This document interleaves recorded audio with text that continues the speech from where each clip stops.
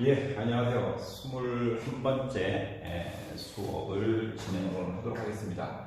여러분, 이제 상수도가 끝이 났는데요. 여러분들 너무 제가 이론편만 좀 가르친 것 같아서 오늘은 제가 수장공사에서 근무하면서 찍었던 사진들, 그러니까 착수장이 뭔지, 침전지가 뭔지, 또 여과지가 뭔지, 뭐 이런 것들, 침전지가 뭔지 이런 것들을 좀 조금 이렇게 보여드리려고 하는 그런 시간을 좀 갖도록 하겠습니다. 사실 제가 지방상수도 기술지원이나 아니면 진단 같은 것들을 따라다니면서 했던 것들을 오늘 사진 위주로 여러분들한테 각 그 콘크리트로 만들어진 그런 구조물들, 그 다음에 거기에 물이 흘러가면서 어떻게 고액 분리가 되고 수돗물이 만들어지는지에 대해서 총체적으로 한번 말씀을 한번 드리도록 하겠습니다. 네, 진단은 5년에 한 번씩 해요. 매년 5년마다 저희들이 진단을 하는데요. 저희 같은 그런 기술자들, 또 여러분들이 혹시나 나중에 수량공사나 아니면 저희 진단회사에 들어가시면 아마 하게 될 텐데요. 예, 이렇게 생겼습니다. 이렇게 장비들도 많이 사용을 하게 되고요. 그 다음에 시행 근거는 지금은 환경부의 수돗물 수질 관리 강화 종합대책에 의해서 5년에 한 번씩 모든 우리나라에 있는 400개가 넘는 한 460개가 되는 그런 정수장들은 5년에 한 번씩 진단을 받아야 됩니다. 그러니까 사람도 2년에 한 번씩 건강검진을 받게 되죠. 그러니까 그때 건강검진을 받을 때 이 정수장도 5년에 한 번씩은 수돗물을 잘 생산을 해내는지, 수돗물을 생산해낼 때 병목구간이 생기지 않는지, 장애물은 없는지에 대해서 진단을 받게 됩니다. 그래서 기술 지원을 하게 됩니다. 우리 같이 일했던 그런 팀들이고요. 대부분 사진은 제가 다 찍었습니다. 이런 일들을 하게 됩니다. 그 다음에 갈 때는 꼭 토목공학과를 나온 사람뿐만 아니라 환경공학과를 나온 사람, 그 다음에 기계공학을 나온 사람, 전기공학을 나온 사람들이 한 팀을 이루어가지고 그 현장에 가서 각각의 자기가 맡은 분야에 대해서 보고서를 쓰고 진단을 하게 됩니다. 목표는 딱 하나예요. 진단 목적은 최소의 비용으로 최대의 수질 개선 효과를 이뤄야 되고요. 그 다음에 가장 경제적으로 기존 있는 시설물들의 운영 효율을 높이는 것이 목적이 되겠습니다. 이건 역할인데 나중에 한번 보세요. 요거는 저희들이 올려놨어요. 자, 요거는 옛날 사진을 좀 보시고요. 통상적으로 정수 처리 공정에서는 원수가 너무 깨끗한 경우, 특히 용천수, 그러니까 스프링에 쓰는 경우에는 원수에다가 간단하게 소독을 한 다음에 급수하는 경우가 있습니다. 제가 봤을 때는 제주도의 한 곳만 이러한 그 원수를 직접 소독만 해서 물을 보내는 걸 봤는데 지금은 거기도 폐쇄됐다고 해요. 그 다음에 완성여과 공정이 있습니다. 원수가 있을 때 완성여과 공정을 그대로 소독을 해서 급수하는 과정이 하나 있고요. 혹은 원수에서 보통 침전지, 제가 말씀드렸다시피 보통 침전지는 약품을 사용하지 않는 침전지를 얘기하고요. 그 다음에 노지에 노출되어 있는 완성여과로 물을 여과한 다음에 소독을 한 다음에 급수를 하게 됩니다. 완성여과 공정 같은 경우에는 통상적으로 옥내에 없어요. 밖에 있기 때문에 사실 문제가 조금 되는 그런 정수장인데, 혹자는 그 선진국 같은 경우에서는 완성여과로 만든 수돗물이 가장 맛있다, 물맛이 가장 좋다라고 얘기를 하고도 있습니다. 다음으로 급속여과 하는 공정이 있죠. 급속여과 하는데 통상적으로 급속여과 앞에는 침전을 합니다. 침전. 근데 이 침전에는 분명히 약품을 써요. 그래서 급속여과는 여기에 응집제를 타는 요 약품을 쓴다고 해서 응집제도 약품이라 그래서 응집제를 사용을 하고 급속 분할을 하고 완속 분할을 하고 플러그의 사이즈를 키워서 침전지에서 침전을 하고 나서 그 상등액만 모래여과로 여과를 하고 염소를 주입해서 정수지에서 배수지로 물을 공급을 하는 경우가 있고요. 통상적으로 고소응집 침전 같은 경우에는 이게 이 깡통으로 된 어떤 침전기를 사용을 하는 경우가 있습니다. 제가 욕지도를 가보니까 아직도 고소응집 침전이 일체형으로 되어 있는 깡통 반응조를 사용을 하는 걸 봤습니다. 깡통이라는 게 딴 게 아니라 철판을 원형으로 만들어서 진짜 큰 깡통 모양처럼 생겼어요. 그런 데가 있는데 좀 이따가 제가 사진으로 한번 보여드리도록 하겠습니다. 자, 그 다음에 정수용경에서 보면은 여과할 때도 2단 여과를 사용하는 경우가 있는데 제가 강원도에 가서 여과지가 2개 있는 곳을 봤어요. 그러니까 그거는 급속 여과지를 사용을 하고 그 다음에 완성 여과지 사용하고 소독해서 물을 보내는 곳을 봤습니다. 이것도 사진으로 한번 보여드릴게요. 총체적으로 정수처리 계통도는 물을 높은 데에서 낮은 쪽으로 물을 보내면서 고액 분리를 하고, 그러니까 호나 응집, 침전, 여과까지가 고액 분리하는 거고요. 나머지 여과가 끝난 물에다가 염소를 타서 그 다음 염소를 주입을 해서 적정 염소 농도를 맞춘 다음에 물을 공급을 하는 것이 이 정수처리 계통도. 이게 정수가 산수라는 뜻이죠. 드링킹 워터라고 영어로 표현하는데 그렇게 하는 것이 통상적인 방법입니다. 먼저 이제 취수원 및 취수시설을 말씀을 드리도록 하겠습니다. 예, 자, 수원 및 취수시설 유지관리가 양호하는 게 이제 보통 그건데, 취수라는 말이 인테이크라는 말이죠. 그 다음에 취수시설은 이 진양호에 가보면 취수시설이 2개 있어요. 하나는 진양호 옆에 있는 진주시에 물을 보내는 취수탑이 하나 있고요. 또 하나는 수장공사에서 운영하는 사천정수장으로 물을 보내는 취수탑이 하나가 있어요. 그래서 취수탑이 취수시설이 되고요. 그 다음에 진양호 자체는 취수원이 되는 것입니다.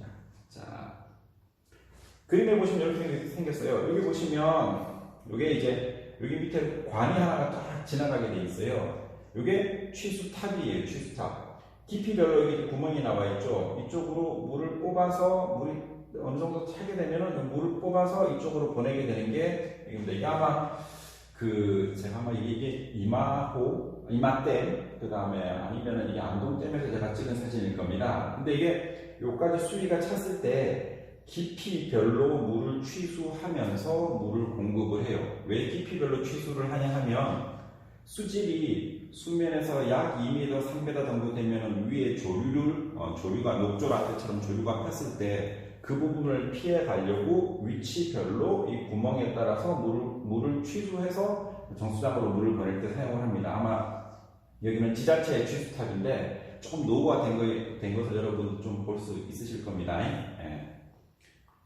네, 지방에서는 이런 이제 농어촌공사에서 하는 이 소규모 저수지 같은 데에서도 물을 취수하는 것을 볼 수 있는데요. 되게 노후가 돼 보이죠? 사실 투자가 잘 안 이루어져서 이러한 수돗물을 공급하는 계통들이 많이 노후화되어 있는 건 사실입니다. 이 안에 보면 이제 펌프나 아니면 심전 모터 같은 것들이 다 있어서 물을 끌어올린 다음에 정수장으로 물을 보내는 이러한 시설물들이 있습니다. 그러니까 여러분들 뭐 지나시다가 저건 취수탑이다라고 이렇게 알아보실 수 있게 이렇게 가공물처럼 이렇게 지어놓은 것들이 있어요. 이 안에 보시면 심전 모터 이렇게 들어가 있죠. 심전 모터가 이렇게 들어가 있습니다. 취수탑인데 먼지가 많이 쌓이고 관리가 조금 잘 안 된 걸 볼 수 있는데요. 그러면 기술 진단을 하면서 여러분 시설물의 보수를 할 때 조금 내부 청소, 불량 이렇게 얘기를 해놓으면 그다음에 이분들이 정리를 좀 하시는 거죠. 자, 취수원 및 취수시설에서 이렇게 복류수라는 게 있어요. 그러면 복류수가 뭐냐라고 지난번 복류수는 제가 설명을 드렸는데. 여러분 낙동강변의 창원 쪽으로 가보시면은 이렇게 모래사장이 이렇게 펼쳐져 있어요. 강 주변에. 근데 거기에 물을 이렇게 파보면 거기에 보면 물이 살짝 보여요. 그 물을 우리 복류수라고 해요. 마치 지하수 같은데 강변에서 물이 천천히 흘러가는 그 물을 바로 우리 복류수라고 합니다. 복류수. 자, 복류수의 경우에는 가무시에는 탁수 유입이 발생을 할 수 있고요. 그 다음에 하산 불착동으로 해서 그 하산이 변동이 되면 이 복류수로 들어오는 수질들이 이렇게 변동이 좀 일어날 수 있기 때문에 복류수 치수에 있어서는 그 주변의 시설물들을 대부분 만들지 마시고 복류수의 하산이 어떻게 잘 유지가 되는지, 그 다음에 복류수를 취소하기 위해서는 거기에 심도를 가장 유지하고 있는지를 좀 보셔야 됩니다. 근데 얘가 이 복류수가 지하수의 성격을 가져서 가끔씩 철하고 망간이 높게 검출될 때도 있습니다. 그러니까 이 복류수는 여러분 강변 여가수, 좀 이따가 이제 그림으로 보여드릴 텐데 지금 창원에 타고 있는 강변 여가수와 비슷한 성격의 물입니다. 이게 지표수도 아닌 것이 지하수도 아닌 것이, 그러니까 물을 그 하천변에서 이 모래에 있는 거기 물을 이렇게 살짝 파내면 이게 보여요. 이 물이 이게 쌓여져 있는, 이렇게 물이 살짝 모이는 게. 아, 이게 지하수인가? 지하수 아니고요. 하천수긴 한데, 그게 물이 이게 저 옆에 이렇게 자연적으로 이렇게 하상에, 이게 물이 이렇게 흘러가는 그런 물들이 있는데, 그림을 한번 보시면, 이런 걸 얘기하는 거죠. 여기 탱크 들어가 있어요. 콘크리트 박스가 이렇게 들어가 있어요.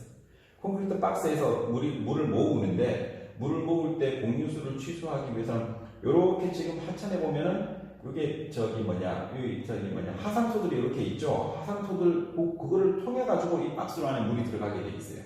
그럼 여기서 펌프를 돌리거나 지금 여기 호수 나와 있죠. 얘네들이 묻혀 있어 가지고 정수장으로 가는 그 취수 시설을 이렇게 보고 이렇게 생긴 것들이 대부분 복류수를 취소하기 탱크들 위에 커버를 씌워 놓은 것들을 얘기를 합니다. 그러니까 위에서 상류에서 비가 많이 오거나 할 때 이 하강을 깊게 판다거나 하면은 들어오는 이 복류수의 수질이 왔다 갔다 하겠죠. 그래서 이게 아마도 예천인가 아마 그럴 거예요. 근데 여기 왜 그러냐면 이게 복류수 탱크인데 여기 보면은 펌프 시설도 들어가 있고 다 그런데 여기에 다리를 놓음으로 해서 하상이 변동이 돼가지고 이만큼 노출이 일어났어요. 그 다리를 놓게 되면 어떻게 돼요? 이 물이 흘러가는 감면적을 감소시키고 그러므로 속도가 빨라짐으로써 이 주변에 있는 모래들을 이렇게 빠른 유속에 의해 가지고 유사 이동을 시켜서 이렇게 노출된 경우를 볼 수가 있습니다. 아마 이게 예천에서 이 다리를 놓을 때 통상적으로 얘를 고려를 해야 되는데 다리의 중요성에 의해 가지고 얘가 묻혀버린 거죠. 지금은 이걸 사용하지 않는 걸로 제가 알고 있습니다. 아니면 여기가 아마 그 정수장에 새로운 보통 침전지를 설비를 하나 더 둔 걸로 제가 알고 있습니다.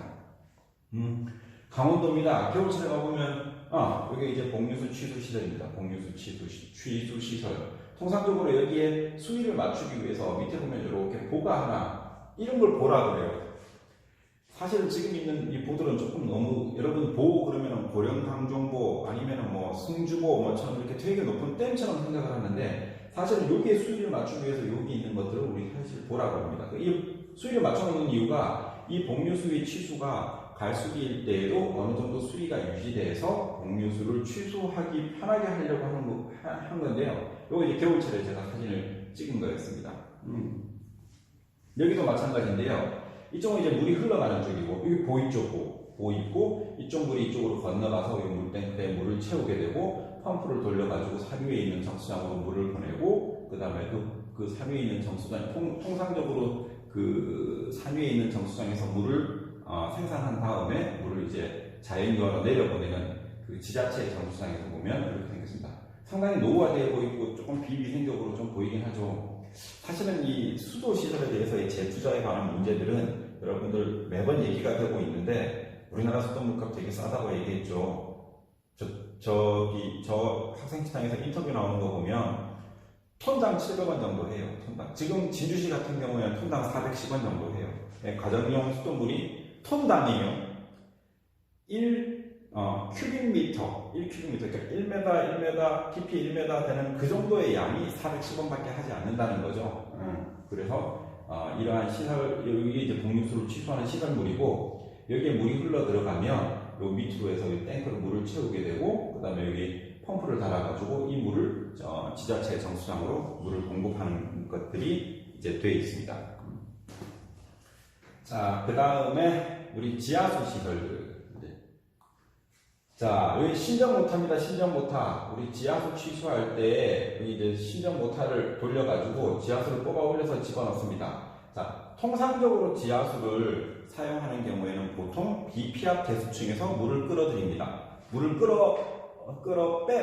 물을 뺍니다. 그러니까 저희들이 그 피압 대수층 같은 경우에 물이 관수로처럼 밑에 안반과 안반 사이를 흐르는 물 같은 경우에는 깨끗하긴 하나 그만큼 깊이 뚫으려면 그리고 양도 문제가 되고 혹은 뚫었을 지하 관정을 이렇게 뚫었을 때 그때 오염되면 사실 이 피압 대수층은 한번 오염이 되면 정말 정화하기가 힘들어요.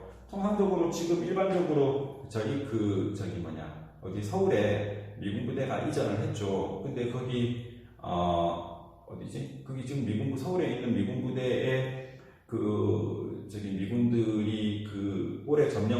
그래서 그 지하수나 지하 토양이 오염된 것들을 깨끗하게 하는데 조 단위의 몇 조 단위의 돈이 들어간다고 얘기를 하죠. 그래서 이 지하수를 끌어들여서 팔 때는 보통 BPR 대수층에서 물을 끌어들여서 팔고요. 그래서 지하수위에 따른 그 Q양을 계산하는 법을 제가 말씀을 드렸었고요. 그 다음에 여기 같은 경우에는 이제 신전 모터를 달아가지고 이제 이 관로를 통해서 이제 물을 공급하는 것을 제가 사진을 찍어 둔 겁니다. 예.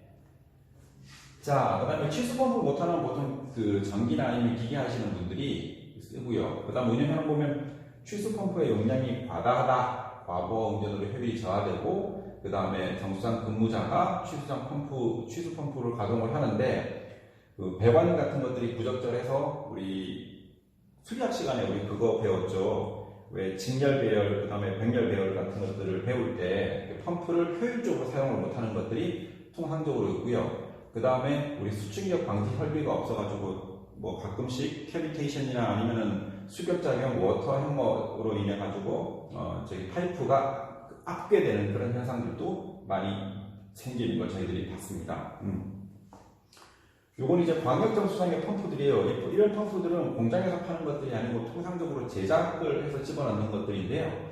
구미정수장 같은 경우에서는 얘가 22만 톤이니까 4만 톤짜리를 10개인가 8개인가 아마 두고 있습니다. 이게 가보면 이 펌프 돌아가는 소리 때문에 귀가 먹먹할 정도로 이 펌프들이 돌아가고 있습니다. 이 펌프 같은 경우에는 고장이 났을 경우에는 다른 펌프들과 이제 비교를 해서 저기 소음이나 아니면 고장의 여부를 판단하기도 하고요. 이 큰 펌프장 같은 아까처럼 이렇게 지하수나 아니면 지자체 정수장에 공유수 취수하는 정수장 같은 그런 정수장과 틀리게 이 광역 정수장, 대규모의 정수장에서는 펌프들이 펌프실이 따로 이렇게 돼 있고 통상적으로 1층 밑에 둬서 소음이나 아니면은 그런 어떤 그 소음 피해에 대해서 조금은 방지하려고 노력을 많이 하고 있습니다. 실제로 이렇게 제가 사진을 찍었는데 이거 어마어마하게 큰 정수장의 펌프들을 이렇게 만들었습니다. 이게 보시면은 하이스도 이렇게 달아서 얘네들이 고장이 났을 때 빼내고 다시 수선해서 집어넣고 하는 작업들을 계속 할 수 있게 만들어 놓은 것들입니다. 예. 네, 이것도 펌프장입니다. 이제 취수펌프 가동하는 거고요. 그러면 이제 얘네들이 취수펌프 같은 경우에는 이제 석션을 걸어가지고 물을 끌어당겨서 그 다음에 얘를 착수정으로 물을 보내는 작업들을 하게 되는 거죠. 예, 큰 관들 이제 이런 것들 통상적으로 물이 오면 펌프를 돌려서 착수정으로 물을 보내는 과정을 반복하는 이런 병렬로 여러 개의 관을 놓고 사람이 물을 쓰지 않는 시간, 야간에는 뭐 몇 개를 끄거나 아니면 또 사람이 아침이나 아니면 저녁에 퇴근해서 씻고 수돗물을 많이 필요할 때는 얘네들을 몇 개를 더 키거나 뭐 이러한 현상을 이러한 그 운전 그 로직을 다들 가지고 있게 되는 겁니다. 그 다음에 여기는 착수정입니다. 이게 착수정인데요. 보시면은 물이 아까 취수를 하고요. 물이 들어올 때 이쪽으로 이렇게 들어오게 되죠. 물이 이렇게, 이게 착수정입니다. 이것도 이렇게 생긴 콘크리트 박스예요. 자, 이걸 우리 정류백이라고 합니다. 이걸 정류백이라고 해요. 자, 물이 펌프를 통해서 이쪽으로 들어오면 물이 이쪽으로 들어와서 이렇게 분사돼서 되죠. 근데 그림을 잘 보시면 제가 이 그림을 왜 집어넣냐 하면 이 정류벽이 들어감으로 해서 수위가 높고 낮고 하는 게 보이죠. 수위가 높고, 그러니까 이런 정류벽이 물 흐름이 이쪽으로 들어갈 때 이런 정류벽에 의해서 저항을 받게 되고요. 그 저항에 의해서 물이 수위가 살짝 낮아지죠. 그 델타 P가 생기는 거예요. 델타 H가 생기는 거죠. 그래서 이 정류벽, 구멍이 뻥뻥뻥 뚫리는 정류를 만드는 벽이라고 하지만 이러한 정류벽에 의해서 수위 계산을 2지분의 V제곱 곱하기 K 값을 적용을 해서 이 수위가 얼마만큼 낮아지고, 요거 이제 점프부위예요. 점프부. 물이 이렇게 떨어지게 되는 거죠. 위에를 달아놓습니다. 통상적으로 착수정에는 위에를 달아두는데요. V노치 위에를 달아두는 데가 대부분 많습니다. 왜 V노치를 달아두냐 하면 수위와 Q, 유량의 관계를 알아보기 위해서 조변표를 달아놔요. 조변표를 달아요. 그래서 V노치 위에를 달아놓으면 물이 요만큼 찼을 때, 요만큼 찼을 때, 요만큼 찼을 때 Q양을 즉각 직독으로 알아낼 수 있게 만들어 놓습니다. 그래서 이걸 착수정이라고 합니다. 물이 맨 처음에 그러니까 취수한 원수가 맨 처음 정수장 안으로 들어와가지고 물이 모이는 곳을 착수정이라고 합니다. 물탱크는 거의 비슷하게 이렇게 생겼어요. 물탱크 콘크리트의 박스 모양으로 생겼습니다. 자, 그 다음에 여기 착수정 이렇게 생겼죠. 이제 착수정에 대해서 우리가 조금 그림 좀 봅시다. 착수정은 이 산 위에 딱 이게 지자체 정수장이기 때문에 산 위에 통상적으로 있습니다. 이게 지금 점퍼기어로 되어 있죠. 물이 이쪽으로 들어와요. 물이 이쪽으로 흘러 들어와요. 그럼 점퍼기어에 여기 수위만 보면 지금 정수장에 물이 얼마만큼 들어오고 있구나를 직독을 해낼 수가 있습니다. 그리고 정수장에 들어가서 제일 높이 위치한 곳이 바로 착수정입니다. 왜냐하면 물을 높은 데서 낮은 쪽으로 자연 유화시키면서 고액 분리하는 게 바로 상수, 드링킹 워터, 정수를 만드는 첫 번째 원리이기 때문에 그렇습니다. 통상적으로 여기에 지금 이렇게 파이프가 이렇게 지나가죠. 여기다가 약품을 떨어뜨리기도 해요.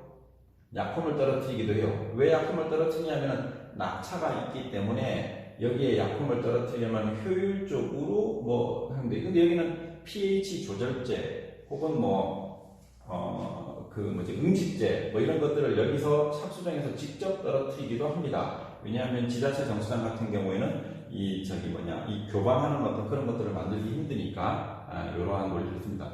이것도 착수정입니다. 제가 아까 V노치웨어라고 그랬죠. 노치라는 말은 NOTCH, V노치웨어. 그러면은 운전하시는 분이 대충 알아요. 물이 요만큼 찼을 때 지금 Q양이 어느 정도 들어오고 있다는 거죠. 그 그림을 제가 사진을 찍으면 보통 내가 위에 서서 밑으로 찍는 그림을 그리게 되죠. 그게 착수정이 모든 공정 중에서 가장 위에 있다고 보기 때문에 그렇습니다. 가장 위에 있는 그림을 보기 때문에 그래요. 이 착수정도 이렇게 생겼어요. V노치 위에가. 자, 이거는 물을 좀 빼서 우리 진단하는 동안에 물을 빼서 그런데 물이 들어오면 여기서 이렇게 들어올 때 지금은 얼마 정도의 물이 들어오고 있구나를 직독하기 위해서 V노치 위에를 달아놓습니다. 그래서 어떨 때나 보면 여기 표시를 해둔 것도 있어요. 이렇게 눈금을 표시해서 여기 보면 조경표 딱 있으면 지금 1번, 2번, 3번, 4번일 때 1번일 때는 Q양이 얼마 중간 정도 되면은 그 조경표에 내삽을 해서 얼마 정도를 알 수 있는 거죠. 자, 이거는 약품 탱크입니다. 이게 약품 저장 탱크고요. 약품 탱크 가보면 보통 이렇게 동그랗게 만들어 놨어요. 여기에 응집제도 갖다 놓고요. 혹은 pH 조정제도 갖다 놓고요. pH 조정제라는 게 산 아니면 알칼리 물질이기 때문에 여기는 통상적으로 스테인레스 그걸 만들어 놓고 밖에다가 이렇게 만들어 놓습니다. 정수장을 가보면 되게 여러분 알기 쉬운 게 보통 파란색으로 다 칠해놨어요. 물 색깔이 파라면 사람들한테 좀 깨끗한 이미지를 주기 위해서 그런지 이렇게 만들어 놨습니다. 한 번씩 탱크로리 차가 와가지고 여기다 약품을 이렇게 채우고 갑니다. 약 한 일주일, 2주일, 많게는 한 달 정도에 사용할 수 있는 양들을 이 5개의 약품 저장 탱크에 이렇게 모아놓고 있습니다. 부식이 많이 일어났죠. 이제 겨울철에 찍은 건데 접근 금지. 왜냐하면 이게 약품이기 때문에 접근 금지 해놓은 것들입니다. 여기에 보면 이렇게 페인트 많이 발라가지고 나중에 보면 페인트가 막 몇 센치짜리가 막 생기기도 해요. 이게 약품 저장 탱크를 만들어 놓은 것들입니다. 자, 약품 투입 설비입니다. 이 약품 투입 설비가 이렇게 생겼죠. 그래서 여기에 밸브가 달려 있어요. 전동 밸브가 달려 있는데 이게 아마 사천인가? 사천 정수장에 제가 기술 지원 나갔을 때 찍은 사진이기도 한데 이때 보면 여기에 분말 활성탄을 채우거나 아니면 응집제 같은 경우에는 액체이기 때문에 보통 이렇게 생기지 않았어요. 통상적으로 분말 활성탄 집어넣을 때 탱크를 이렇게 만들어서 위에 분말 활성탄을 채워놓고 여기 조정을 해가지고 물에다가 이렇게 물을 공급을 하는 게 있고요. 액체도 이런 식으로 채워넣는 경우도 있어요. 이게 약품 투입 설비고요. 여기 전동 밸브를 달아놓습니다. 그러면 유량에 따라가지고 응집제를 얼마만큼 주입을 하는지를 얘기하는데 사실은 여기 보시면 이거는 이제 광역정수장에 보면 옥내에 그래도 이런 설비들을 갖추고 있는데요. 그 다음에 한번 보시면 지자체에서는 이런 방법으로 정량 펌프를 사용을 해가지고 여기 지금 약품 투입 탱크에 보면은 약품이 얼마만큼 차 있는지를 밖에서 읽을 수 있는 게이지를 이렇게 만들어 놨고요. 그 다음에 이건 아마 응집제 탱크 같고 이거는 쇠로 만든 거 보니까 아마 pH 조정제 탱크 같은데 기억이 안 납니다. 사실은. 그래서 이 탱크에 이렇게 나와가지고 응집제를 주입을 하는 게 나옵니다. 아니면 이게 응집제고요. 그 다음에 응집제 집어넣을 때 희석을 해서 집어넣는 경우도 있기 때문에 물하고 타가지고 같이 주입을 하는 경우도 있습니다. 근데 뭔가 조금 부실해 보이죠. 이게 옛날 물이고, 저도 이게 한 8년 전, 9년 전에 찍은 사진이라서 지금은 어떻게 된지 모르겠습니다. 작은 탱크를 이렇게 만들어 놓은 적도 있어요. 이게 정량 펌프들입니다.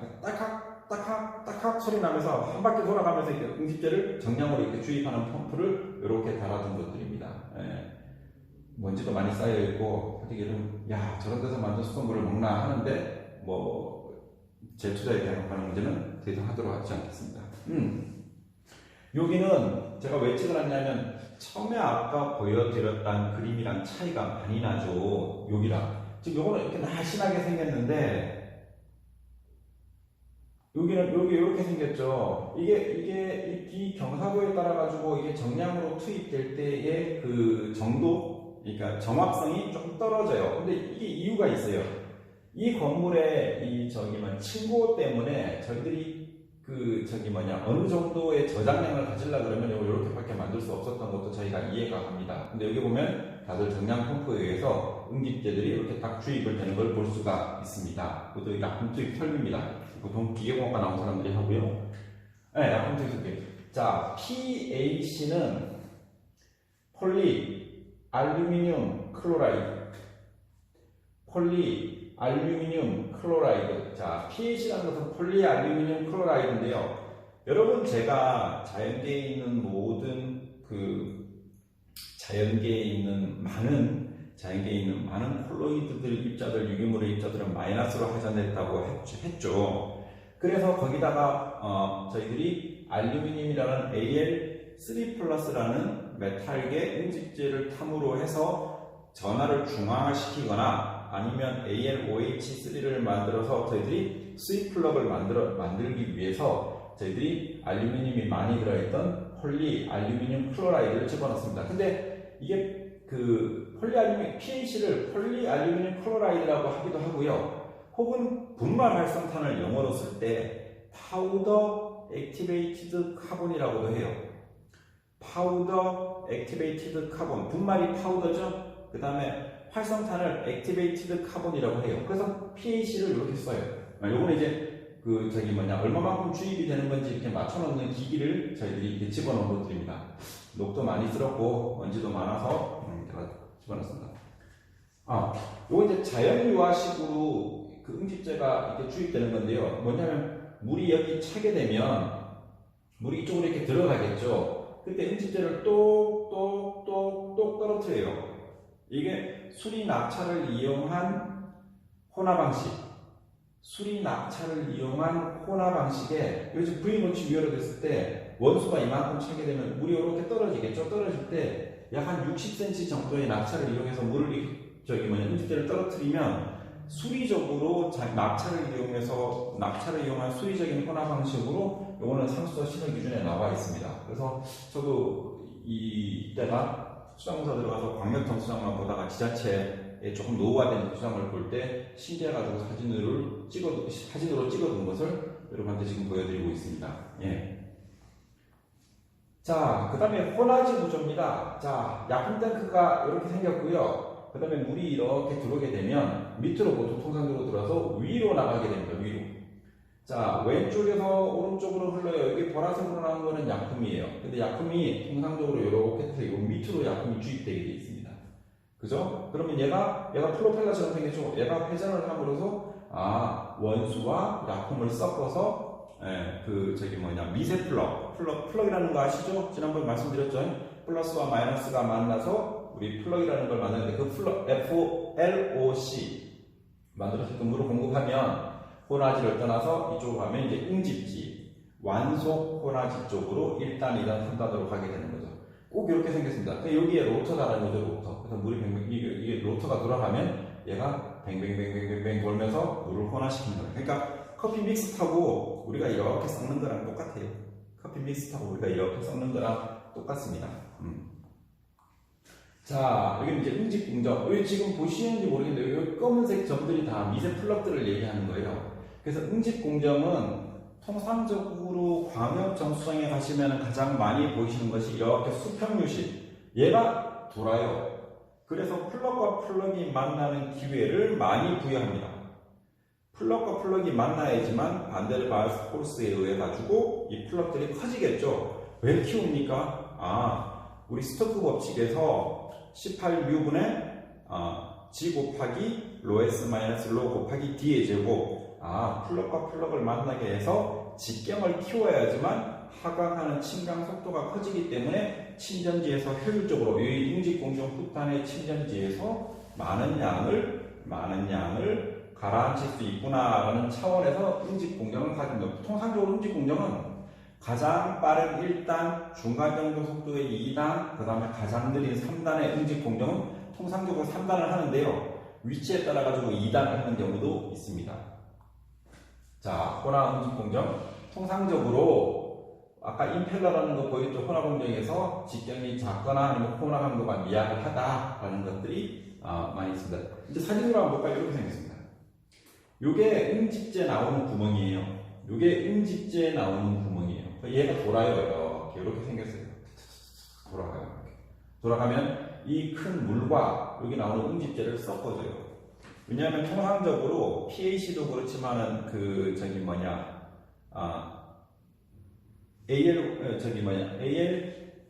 AlSO4 황산반토 18H2O가 되는 그 물질은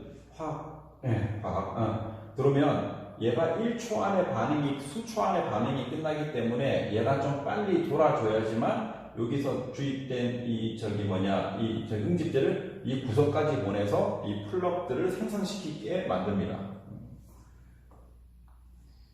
어느 지자체에 갔더니만 호나 공정이라고 해서 만들어 놓은 것이 이렇게 물이 흘러가는 관로에다가 직접 응집재를 꽂아버렸어요. 근데 여기 보시면 얘를 분해해보면 이 안에 보시면 방열판이 이렇게 있어서 여기서 난류를 형성을 해요. 그러니까 저항체를 끼워서 난류를 형성을 할 때 응집재를 압으로 분산을 해버리면 이 관내에서 혼화를 하는데 이걸 관내 혼화 장치랍니다. 파이프 내 혼화 장치, 관내 혼화 장치라고 얘기합니다. 요거 아까 보셨죠? 응집재 떨어지는 거 보이시죠? 물이 이쪽에서 이쪽으로 넘어가요. 물이 이쪽에서 이쪽으로 넘어가요. 여기다가 응집재를 똑똑똑 떨어뜨려 가지고 여기서 혼화가 일어나게 하는데 이거를 낙차를 이용한 수리적 교반이라고 합니다. 교반이 혼화예요. 교반을 영어로 스터러라고 해요. 믹서라는 말도 쓰지만 스터러. 우리 스터러라고 알죠? 커피 저을 때 쓰는 걸 우리 스터러라고 하죠. 이건 이제 낙차를 이용해서 여기서 물이 낮은 쪽으로 흘러갈 때 응집재를 떨어뜨리는 거. 아까 V노치 위어에서 물이 떨어질 때에 똑똑똑 응집재를 떨어뜨리는 장면 보셨죠? 보통 그렇게 생겼습니다. 자, 깡총. 고속 응집 침전기라고 하겠습니다. 자, 큰 깡통입니다. 이거 한 번씩 가보면 사람이 올라가면 요만한 사이즈로 보여요. 사람이 한 요만큼인데요. 되게 크죠. 여기는 응집하고 침전이 같이 되고요. 욕지도 같은 데가 보면 이 밑에 모래를 넣어서 여과도 같이 하는 그런 데가 있어요.